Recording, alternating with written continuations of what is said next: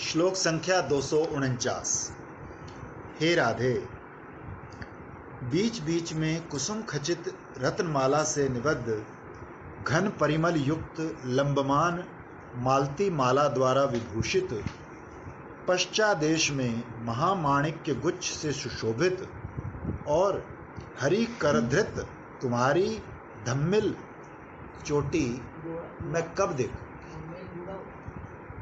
श्री राधा का कवरी भार।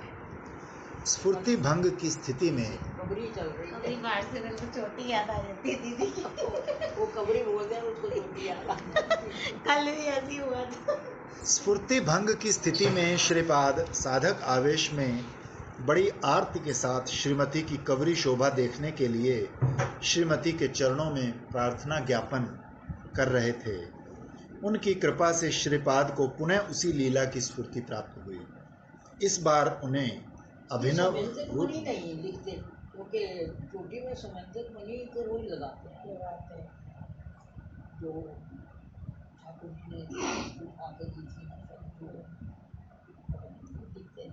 आज उन्होंने ये लिया था, बोला पुष्पांजलि में अच्छा आश्रय।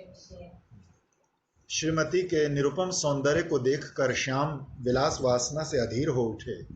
दासी ने कुंज से बाहर आकर कुंज रंध्रों से श्री युगल विलास माधुरी के आस्वादन का सौभाग्य प्राप्त किया है। विलास अवसान पर वो पुनः कुंज के भीतर आकर श्री युगल सेवा में निरत हो गई है। श्रीमती की वेशभूषा अस्त व्यस्त है। श्रीमती कहती है, सुंदर, मेरी सखियां अभी आ पहुंचेंगी, शीघ्र मेरी वेश रचना कर दो। तो श्याम वेश रचना के कार्य में लग जाते हैं और किंकरी वेश रचना के उपकरण दे रही है। पहले श्याम श्रीमती के पीछे बैठकर दिन में 3-4 बार तो अभी देते ही हैं। मैं तो थाली सजा के ही रखती हूँ। क्योंकि शीशा, फूल,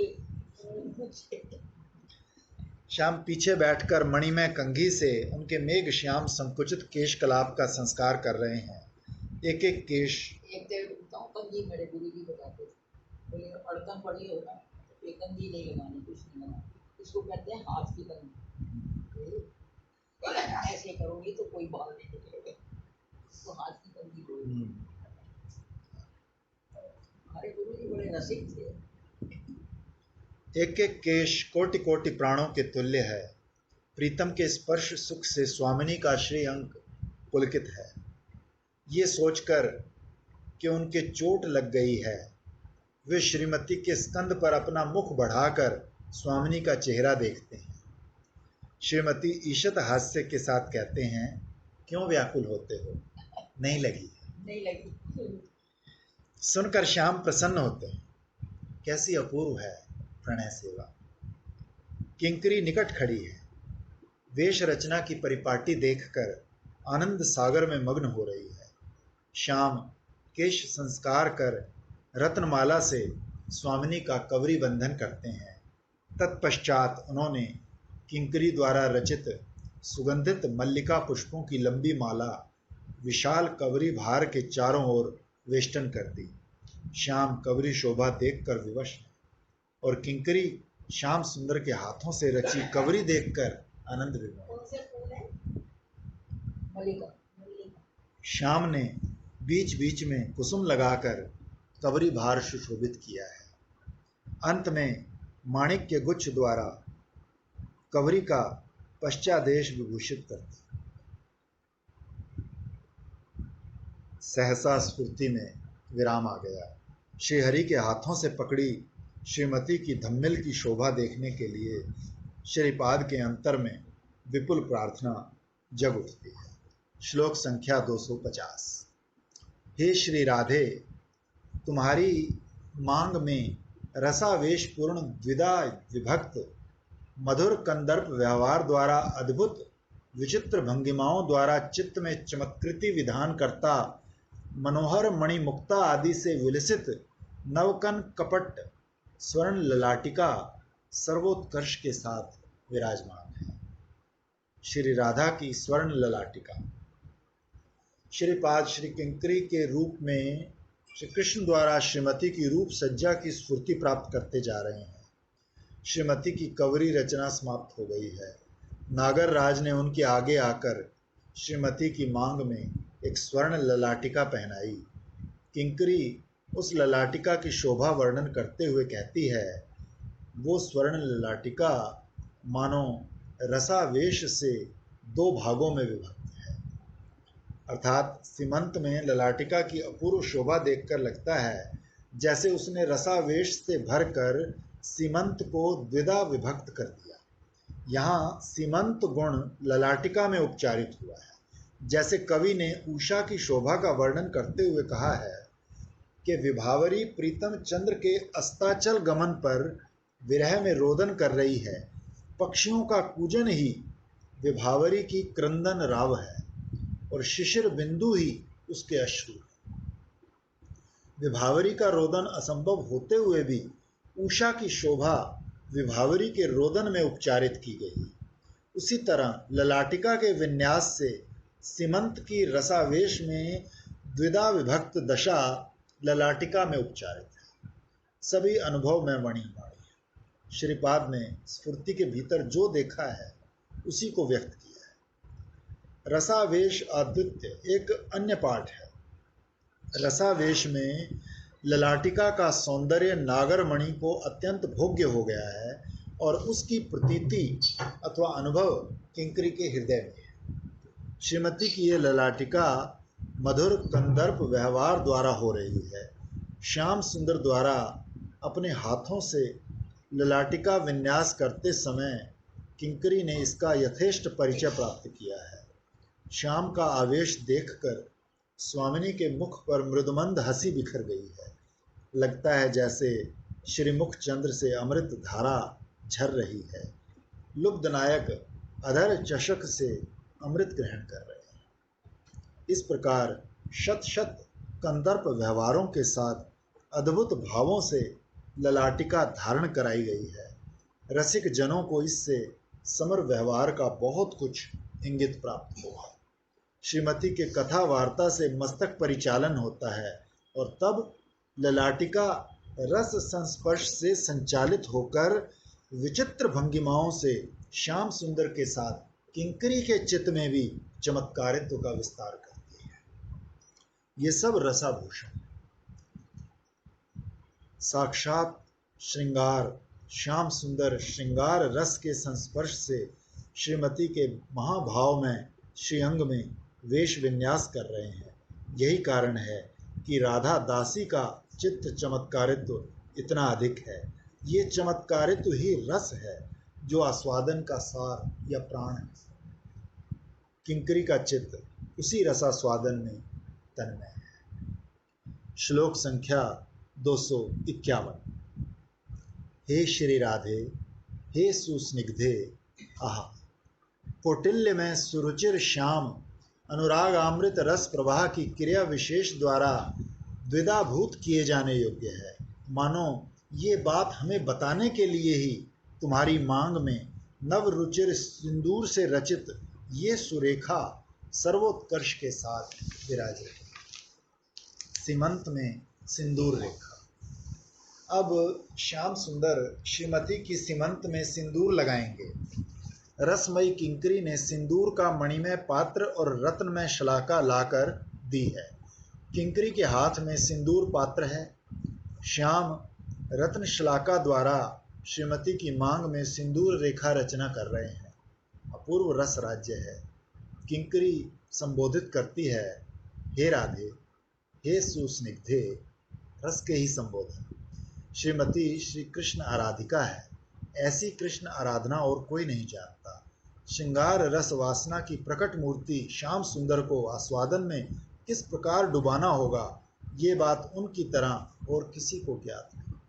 किंकरी ने इस बात की प्रत्यक्ष अनुभूति प्राप्त करके ही राधे संबोधन का प्रयोग किया है। श्रीमती रूप सज्जा में निरत श्याम सुंदर की इच्छा के स्रोत में स्वयं को डालकर उनके हाथों से रस सेवा ग्रहण कर आनंदमय को आनंद रस में निमग्न किए।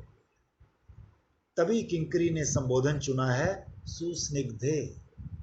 श्रीमती की सीमांत रेखा कैसी अपूर्व है। श्री विश्वनाथ चक्रवर्ती पाद ने लिखा है, श्री राधा की ये सीमांत रेखा क्या मूर्तिमती माधुरी सुर धनी है, जिसके स्मरण से लोगों की पाप राशि ध्वंस हो जाती है। उसी त्रिपथ गामिनी जाह्नवी की तरह श्री कृष्ण के हृदय कुंजर के केली विलास के लिए ही क्या ये प्रवाह रूप में प्रकट हुई है। आहा, सहचरियों की नयन तरणियां नौकाएं मानो इसकी माधुरी तरंगों पर दोल खाती खाती असीम की ओर चली जाती। श्याम सुंदर ने उसी सीमंत में परम अनुराग से भरकर अति रुचिर सिंदूर सुरेखा अंकित की है। लगता है जैसे प्रगाढ़ अंधकार में प्रभाती अरुणिमा की शोभा फूट उठी। यदि श्याम अनुराग से भरकर अपने हाथों से श्रीमती की सीमंत में सिंदूर ना पहनाएं तो क्या किंकरी के प्राण संतुष्ट होंगे।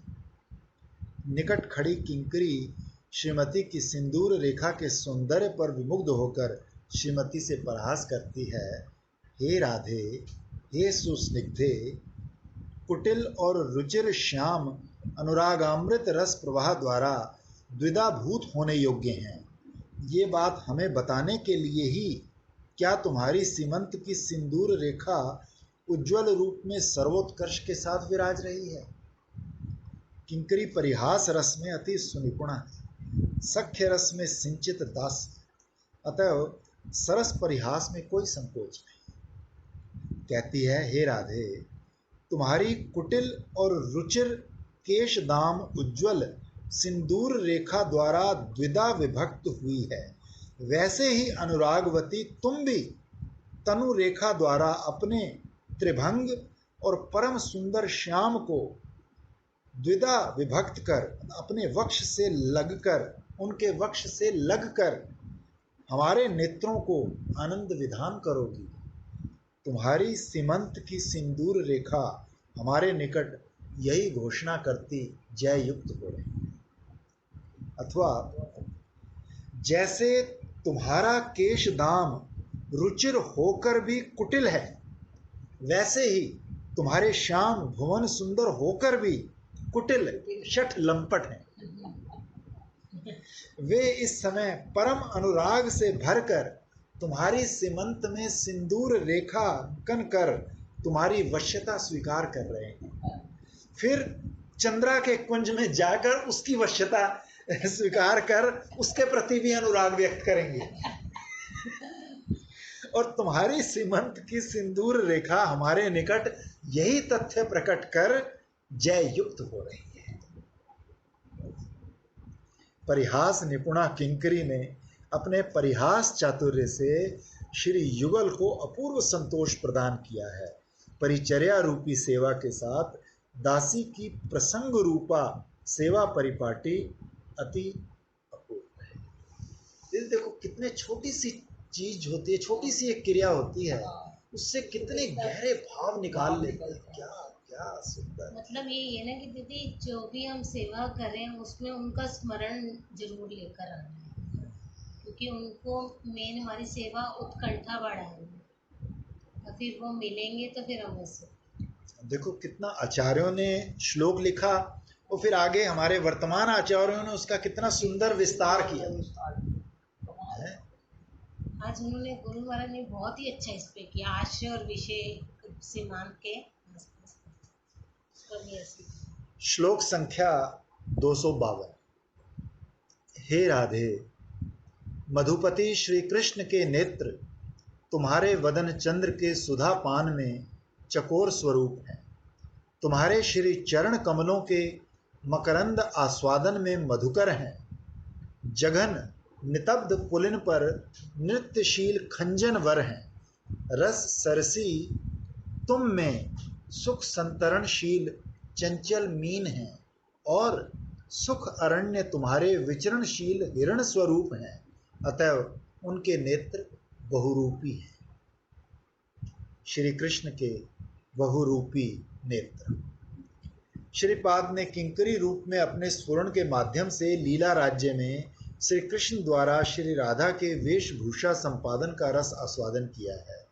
श्रीमती का कवरी बंधन, ललाट पर ललाटिका और सीमंत में सिंदूर लगाना, इन तीनों विषयों का ही उल्लेख किया। किंतु उपलक्षण से समझना होगा कि श्री कृष्ण ने श्रीमती की अन्य अन्य वेशभूषाओं का भी संपादन किया है। मन की समस्त साध लेकर श्रीमती को सजाकर अब वे उस सुसज्जित रूप माधुरी को देख रहे हैं, जिनके बिना सजे संवरे रूप को ही देखकर माधव विमोहित हो जाते हैं। उनकी सुसज्जित रूप माधुरी का आस्वादन कर श्याम की क्या अवस्था होगी कौन जाने। किंकरी निकट खड़ी होकर श्याम सुंदर के मन के साथ मन मिलाकर राधा माधुरी आस्वादक श्याम के नेत्रों को बहुरूपी अनुभव कर रही है। श्री राधा वदन चंद्र की सुधा पान करने में श्री कृष्ण के नेत्र चकोर की तरह हैं। पूर्ण चंद्र के उदय होने पर उसके सुशीतल किरण स्पर्श से सभी को आनंद होता है, किंतु एक प्राणी का आनंद अतुलनीय है, चकोर। चंद्र किरणों की सुधा पाकर तन्मय हो जाता है। श्री हरि के नयन रूपी चकोरों का पेय है राधा वदन चंद्र की रूप सुधा। इसी अंश में चंद्रमा के साथ राधा वदन की तुलना है, अन्यथा राधा वदन के निकट चंद्रमा भला क्या। श्री कृष्ण के नयन चकोरों की प्रीति के निमित्त विधाता ने अपूर्व मुख रूपी पूर्ण चंद्र की सृष्टि की है और उसमें नेत्र रूपी हरिण द्वय स्थापित कर चपल हरिण द्वय को अवरुद्ध करने के लिए दोनों ओर कर्ण रूपी पाश निहित किया है, अन्यथा चंद्र तो कलंकी और क्षय रोग विहल है और इस चंद्र के किरण स्पर्श से पद्म भी मलिन है। इसलिए सुनिर्मल और सदा परिपूर्ण श्री राधा वदन की उपमा किसके साथ संबंध। श्री राधा के श्री चरण कमलों के सौंदर्य रूपी मकरंद के आस्वादन में श्री हरि के नेत्र मधुकर की तरह हैं। श्री हरि के नेत्र प्रगाढ़ आसक्ति के साथ श्री राधा चरण कमलों के सौंदर्य मकरंद के आस्वादन से अपूर्व आनंद शांति प्राप्त करते हैं। इसीलिए श्री चरणों की तुलना कमल से की गई है, अन्यथा अनुपम राधा चरणों की तुलना भी नहीं है। जिन्होंने अपने पद द्वय की कांति से रक्त वर्ण नवीन कोमल पत्र की शोभा राशि का छेदन कर किशलय को पल्लव आख्या प्रदान की है, नलिन में मलिनता विधान कर उसे पद्म आख्या प्रदान की है, रात्रि में शोक हेतु कोक पक्षी की तरह विलाप करने के कारण रक्तोपल की कोक नद आख्या विधान की है, उन्हीं श्री राधा के चरण द्वय की उपमा किससे हो सकती है। फिर श्री राधा के जघन अथवा नितंब रूपी पुलिन पर श्री कृष्ण के नेत्र खंजन की तरह नृत्यशील हैं। जैसे चंचल खंजन अधीर होकर बराबर पंख नचाता रहता है, वैसे ही श्री कृष्ण के सुषमा में चपल नयनांचल अधीर भाव से श्री राधा के नितंबों की शोभा आस्वादन कर रहे हैं। श्री राधा के बदन चंद्र श्री चरण कमल की शोभा को लेकर श्री कृष्ण के नेत्रों की आसक्ति तथा आस्वादन की बात कहकर श्रीपाद श्री राधा के सर्वांग की सुंदरता में श्री कृष्ण नेत्रों की प्रबल आसक्ति और आनंद की बात व्यक्त कर रहे हैं।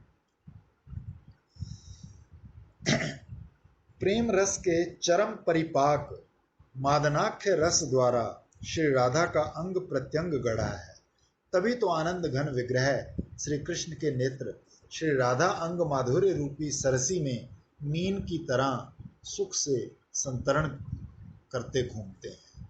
भला ऐसा क्या अन्यत्र पाएंगे। परम श्रेष्ठा युवतियों में उत्कृष्ट सद्गुणों के कारण वाणी भू और लीला प्रभृति शक्तियां सार स्वरूपा है, तदपेक्षा लक्ष्मी सार रूपा है। उससे भी अधिक इस ब्रजमंडल में सुमहत प्रेम संपन्ना गोपांगनाएं सार स्वरूपा हैं, तदपेक्षा चंद्रावली आदि यूथेश्वरियां श्रेष्ठ हैं और उनसे भी अधिक श्री राधा परम सार रूपा है। तभी श्री कृष्ण श्री राधा के प्रति अतिशय सतृष्ण बने रहते हैं। अंत में कहते हैं, सुख आरण्य स्वरूप श्री राधा में श्री कृष्ण के नेत्र हरिणवत परम आनंद पूर्वक विहार करते रहते हैं। श्री राधा की रूप माधुरी श्री कृष्ण के मन और नेत्रों के लिए अमृत स्वरूप हैं। तभी उनके नेत्र बहुरूपी होकर श्री राधा की रूप माधुरी का आस्वादन कर धन्य होते हैं। श्री कृष्ण की सर्व इंद्रियों का सुख विधान करने में श्री राधा जैसी राधा ही है, ऐसा उदाहरण और कहीं नहीं है। बहुत हो जाती है ना। चार छुट्टियां तो एकादशी के कारण हो जाती हैं, काशी वासी 4 तो मिनिमम है, कभी 6 भी हो जाती है। और 4 वैसे हो जाती हैं। मेरे जाने से पहले चालू करी थी और अक्टूबर पे पहले 4 वैसे हो जाएगा। 8 ये छुट्टियां हो मैं वहाँ जाती बोलती रही कि बेचते जाओ बेचते जाओ। तो मतलब 20-22 दिन ही हो पाता है। वही मैं कह रही हूँ। Relax student. एक साल हो जाएगा अम्मा। 18 अक्टूबर को गई थी, उसके पहले चालू किया था। तो ये अपने को का तो रसा स्वाद हाँ। करना है। हाँ, जितना लंबा चले तो भी कोई बात कोई नहीं है। फर्क नहीं पड़ता। गौड़ीय ग्रंथ इतने के तुम्हारी मेरी जिंदगी में अब और बाकी नहीं हो सकते। बिल्कुल। और दीदी, हम इसको पढ़ते भी तो रस ले लेकर हैं, हाँ, नहीं तो जल्दी जल्दी भी पढ़ सकते हैं। इसमें जल्दी पढ़ने वाली बात क्या है? जब तक हम उसमें अपना मन ना मिला देंगे हाँ तो वो क्या देख रहे हैं, कैसे हम हाँ, उसको वहाँ जो हो रहा है ये हो रहा है, और फिर जब तक हृदय गम नहीं करेंगे तो उसका चिंतन कैसे होगा? और उसकी लाइन को, उस लाइन में जो भाव आ रहा है उस भाव को समझते हुए और आनंद आता है। हमें कोई पढ़ के किसी को एग्जाम तो देना नहीं कि किताब हाँ, कि आज इतने ग्रंथ हमने यहाँ पर इस साल पढ़ लिए हैं। नोबेल पुरस्कार मिलेगा। ये तो रसा स्वाद एक बार हरदास शास्त्री जी ने कहा था घोड़िया ग्रंथ चटनी है, और से ग्रंथ तो मैंने ही नहीं पढ़ा। हाँ, दीदी, मैंने देखा, यदि कोई व्यक्ति पूरे 100 वर्ष जिए, जन्म के पहले दिन से लेकर 100वें वर्ष के अंतिम दिन तक, टोटल मिलाकर 36,500 दिन होते हैं। 365 दिन, 100 साल, तो 36,500 दिन ही तो हैं। 36,500, जबकि सही कब वो भक्ति में एक्चुअल में जुड़े और कब तक उसका स्वास्थ्य शरीर साथ दे, ऐसे कितने दिन होंगे उन 100 वर्षों में? मुश्किल से 20 या 25 साल। इसका मतलब चौथाई साल, यानी सिर्फ मुश्किल से 9,000 दिन मिलेंगे आपको ढंग से भक्ति करने के। अगर स्वस्थ शरीर से भक्ति करने के देखा जाए, मुश्किल से 9,000 दिन मिलेंगे। उसमें से भी सोना भी है, बाकी एक्टिविटीज भी करनी है। रानी के हस्बैंड वाली बात हो गई। हाँ। 4 साल ही तो है हमारे पास, वो भी हम लड़ते रहेंगे तो तो क्या करेंगे? तो उसमें हम कितने ग्रंथ पढ़ पाएंगे, कितने कर पाएंगे? देखो, कुछ पढ़ रही तो पंडित भयानक बोले, बात है हर एक का मतलब क्या है? हर एक अपनी ये किताब पढ़ ली, अगर कोई एक लाइन में पूछे तो सिर्फ इतना ही है कि हमको प्रेम हो जाए उससे। 2.5 अक्षर प्रेम के पढ़े से पंडित हो गए बात है। कितने ग्रंथ पढ़ लो। अब ये सारा उद्धव गीत पढ़ा, तुमने भी अभी थोड़ा सा रह गया, कल पढ़ के देखो ले लेंगे। तो उसमें है क्या कि भगवान से प्रेम करो। और भगवान से प्रेम कब होगा? कब होगा? जब ये पता लग जाए कि ये ले ये 20 बार आई और 20 बार गई, इसमें कोई तथ्य नहीं। जिस दिन ये पक्का निश्चय हो जाएगा ना, नंबर 1 कि ये शरीर भगवान की प्राप्ति के लिए मिला है, और भगवान से प्रेम करने से कोई बाधा नहीं आ सकती। एक जगह आया ना, तो श्री जी का पातिव्रत धर्म इतना ऊंचा है कि उसमें पति की कोई आशंका ही नहीं हो सकती। तो उत्कंठा इतनी है कि कोई बाधा नहीं आ सकती। तो ये 2 चीज जो है हम स्मरण कर लें, उत्कंठा और प्रेम। बात करें सारे ग्रंथों का सार क्या निकला? यही है। सारा ग्रंथ हमने ये पढ़ा, यही सार निकला ना। बस इसलिए आस्वाद करते जाओ, रोज रोज वो कहते हैं आवत जावत रस्सी के पड़त निशान। रोज रोज पढ़ेंगे तो चिंतन होगा, असर तो होगा। बिल्कुल। हाँ, छलनी कुछ तो साफ होगी। कोई तो पुरानी बापू वाली बात के कोई नहीं सुनेगा, मैं रोज बोलता हूँ, मैं तो सुनूं। मैं स्वयं तो सुनूं। हम गए थे ना एक दिन गुरुजी के पास, तो उन्होंने भी बड़ी सुंदर बात बताई इससे रिलेटेड, मुझे बड़ी अच्छी लगी। यही था कि प्राप्त, मैंने कहा कोई अच्छी बात बताओ तो भाई प्राप्ति कैसे होगी, अपने को ये देगे ना माने। तो उन्होंने बताया है कि सबसे पहले ये तटस्थ और सपक्ष, मैं मेरा तेरा, है ना। स्व पर और तटस्थ। हाँ, तो स्व का मतलब हम और पर का मतलब दूसरा, मैं और दूसरा और तटस्थ का मतलब है कभी आया कभी गया। तो ये जब खत्म होगा तो फिर इसको, मैंने कहा ये कैसे होगा, तो उन्होंने बड़ी सुंदर बात कही जो मुझे बड़ी अच्छी लगी कि ये जो जब हो जाएगा खत्म तो ये जो समस्त जो नजर आ रहा है ना बाहर, मैंने कहा ये जो वृंदावन नजर आ रहा है ये क्या है, ये वैभव है उनका, तो सब कुछ उनका वैभव मान के सेवा करनी है। ये जो भी पति बच्चे सारे के सारे वैभव में आते हैं तो उन्हीं की सेवा मान के, मैंने कहा दीदी भी सेम यही बात बताते हैं। वो तो ये बात कहते हैं कि हाँ। जब हमको उस स्वरूप में प्रेम हो जाएगा, हाँ। और अगली इसीलिए ये है कि फिर वो स्वरूप हमें सब में दिखना सब चाहिए। में वही कोई मैंने, भी है बस। हाँ यही तो वही जरूरत मैं कह रही हूँ, उन्होंने भी ऐसी बात बताई तो यही वैभव उनका। और क्योंकि एक्चुअली जब उसमें प्रेम होगा तब भी मेरा तेरा नहीं होगा। जब उसका प्रेम सब में झलकेगा फिर मेरा और तेरा। बोलो। पर दुख दुखी सनातन सनातन गोस्वामी जी कहते हैं, एक बार दुख से जब अपने भी भेजो। इसका दुख मेरा दुख है, इसका सुख मेरा सुख है, मैं और मेरा खत्म हो गया, बात मान इसी के लिए सारे और अपने खुद के मिलेगा कैसे, ये विश्वास होने से कि भगवान है, भगवान की प्रीति करोगे तो वो प्रीति जो है क्योंकि वो सबको सब उसने बनाया, वो प्रीति सब में झलकी। जिस दिन ऐसा लगना शुरू हो जाए तो इसे सब मैं ही, बस समझ लेना काम पर। वही मैं कह रही हूँ, मैं कहा हमें दीदी रोज यही बात बताते हैं कि उनसे प्रीति करने से ही सब में आएंगे, उनसे प्रीति करने से ही आएंगे। तो मैं कहती देखिए हम कैसे, हम तो उस समय याद रहता है, फिर काम में लिप्त होते हैं भूल जाते हैं। तो कहते इसी चीज की प्रैक्टिस ही करनी है। इसीलिए बार बार रिपीट करना पड़ता है, बार बार कथा वैभव को भी उसमें देखना है, चिन्मय वस्तु देखनी है इसका कैसे। जिससे प्रेम होता है उसकी बात करने में, उसका चिंतन करने में, उसका गुणगान करने में रुचि हो जाती है बस। अभी देखो कितना सुंदर वर्णन कर रहे हैं राधा रानी का, ठाकुर जी इतना प्रेम दिखा रहे हैं। मैं वही सोच रही थी कि इतना सुन के भी इतना प्रेम नहीं होता। महाराज जी कहा करते थे कि जितना प्रेम राधा रानी का कृष्ण से है उतना प्रेम हमारा उनसे हो जाएगा तब समझ लेना भगवान को कैसे होगा ऐसे कैसे उनकी वाचा।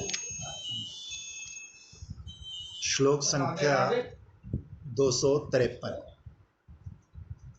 अपने मृदु कर तलों से सुस्निग्ध अंग प्रत्यंग को स्पर्श कर माधव निविड़ आनंद अमृत रस हद में निमज्जित हैं।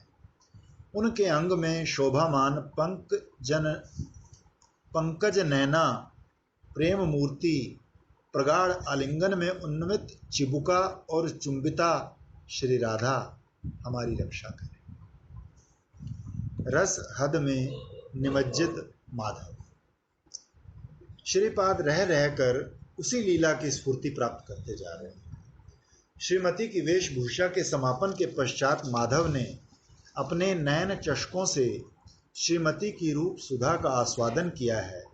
नेत्रों के लिए अमृत स्वरूपा रस सरसी श्रीमती की रूप सुधा पान कर उनके स्पर्श आनंद की लालसा में माधव का चित्त अधीर हो उठा है। यहाँ माधव शब्द का अर्थ है परम सौंदर्य माधुर्य युक्त अथवा लक्ष्मीपति श्री कृष्ण।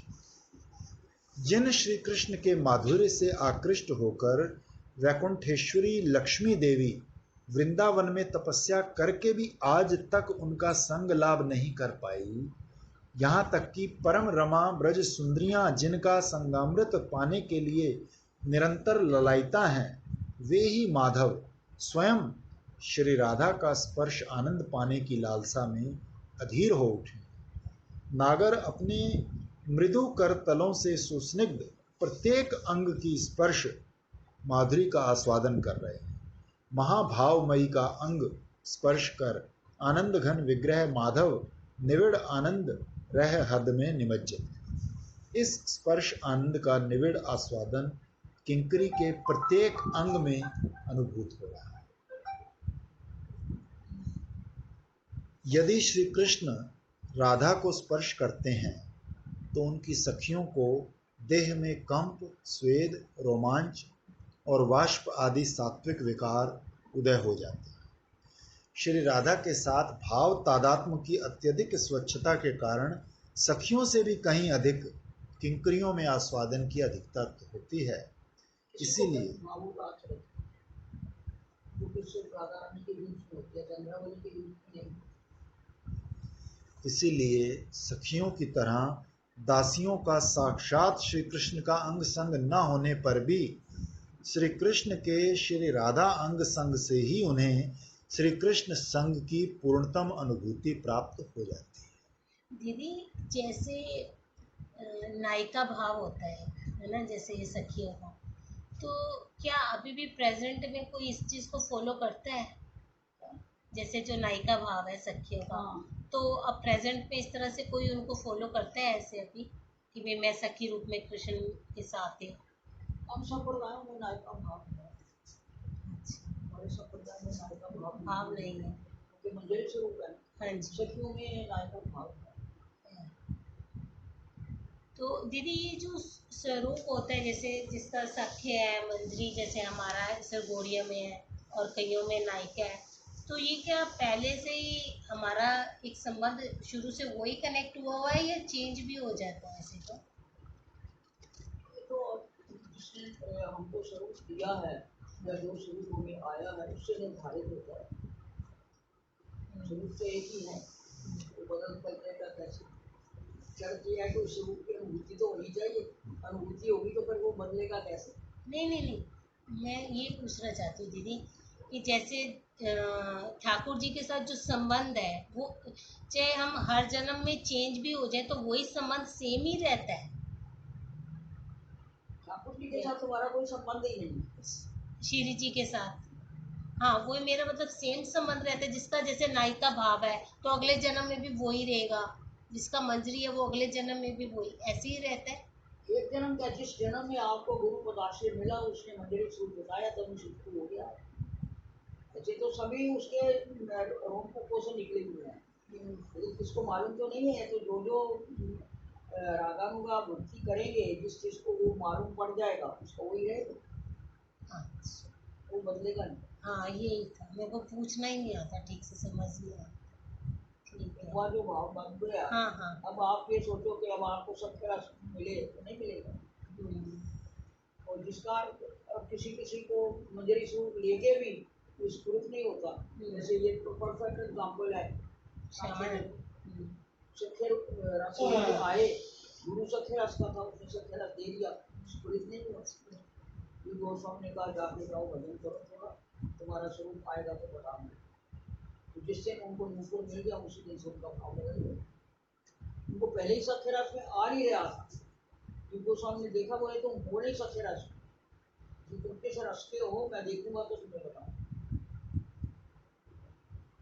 गलत रस अगर दे देंगे गुरु भी तो भी स्फुरित नहीं होता। एक बार जो स्फुरित हो गया सबका रस वो बदलेगा। और तुम चाहो कि तुम यशोदा की तरह वात्सल्य करो तो नहीं कर सकते। जिन्होंने उस रस की साधना ही की, जिनको वो रस लेते नहीं उनकी बात करें। श्रीमती के स्पर्श आनंद में श्री कृष्ण रस हद में निमज्जित हैं। हद होता है सीमाबद्ध जलाशय। वृंदावन के गोप निकुंज में निस्सीम माधुर्य में परकिया भाव में बहुवार मानता, जो अनेक बाधा विघ्न प्रछन्न कामता और दुर्लभता के भीतर होकर ब्रजेंद्र नंदन श्री राधा के मिलन आनंद रूपी रस हद में निमज्जित होते हैं। ये हद ब्रज निकुंज के अतिरिक्त अन्य किसी भगवत धाम में नहीं, ये ब्रज के निकुंज में ही सीमाबद्ध है। कृष्ण की अगठन घटन पटियसी योग माया ने श्री राधा माधव के रस माधुर्य को उच्छलित करने के लिए युगल के परम प्रिय भक्तों के चित्त में भी किंचित वेदना उत्पन्न करने में दुविधा बोध नहीं की। तो इस विषय में महाजन की आक्षेपोक्ति है कि श्री राधा का पातिव्रत्य ही कहाँ है और परवधु रूपी अपवाद ही कहाँ है। तो उसका वो दो विशेषण है यहाँ कि श्री जी का पातिव्रत धर्म जो है वो इतना ऊंचा है कि उसमें कोई अपवाद नहीं हो सकता ऊपर से, और उत्कंठा इतनी है कि उसमें कोई बाधा विघ्न आ नहीं सकता। तो जितनी भी बाधा विघ्न बार मान्यता जिसको बोलते हैं वो दूर हो जाए। अर्थात जहाँ ऐसा पातिव्रत्य है तो वहाँ पर वधु रूपी अपवाद की संभावना तो हो ही नहीं सकती। और फिर श्री राधा का प्रेम उद्रेक ही कहाँ और परवशत्व आदि विघ्न ही कहाँ। अर्थात जहाँ प्रेम का ऐसा आधिक्य है वहाँ विघ्न की संभावना ही नहीं। अपनी दो विशेषण गोविंद नाम स्वरूप वर्णन में है। रस हद में माधव मग्न है। जैसे हद मग्न व्यक्ति के भीतर बाहर चारों ओर जल ही जल होता है, वैसे ही रस हद में मग्न माधव के भीतर बाहर राधा माधुरी का आस्वादन है। माधव ने मृदु कर तलों से श्रीमती के प्रत्येक अंग को स्पर्श कर आनंद प्राप्त कर उन्हें क्रोड़ में धारण कर लिया है।